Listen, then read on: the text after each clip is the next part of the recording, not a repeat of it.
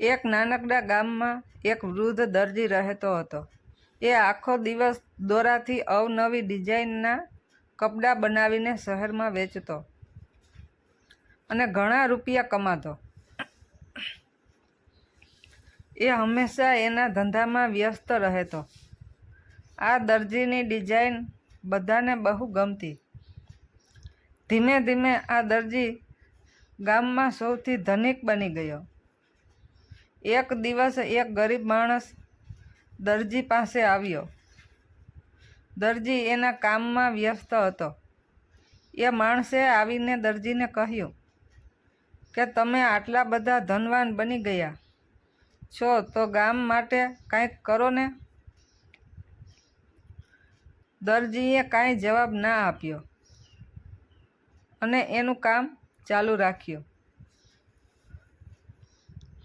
પેલા માણસે ફરીથી કહ્યું, આપણા ગામનો મોચી કેટલું ઓછું કમાય છે, તો પણ ગામમાં ગરીબોને એક વખતનું જમવાનું પહોંચાડે છે. તમે આટલું બધું કમાવ છો તો એ થોડું તો કાંઈક કરી જ શકો.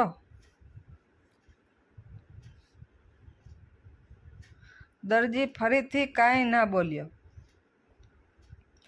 પહેલો માણસ નારાજ થઈને જતો રહ્યો.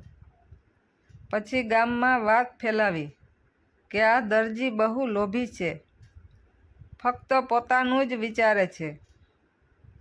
આખું ગામ દરજીની નફરત કરવા લાગ્યું.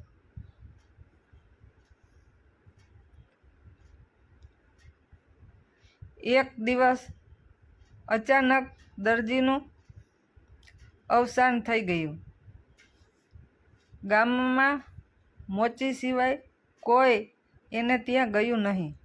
2-3 દિવસ મોચીએ ગામ લોકોને કહ્યું કે હવે હું તમને મફતમાં જમવાનું નહીં પહોંચાડી શકું.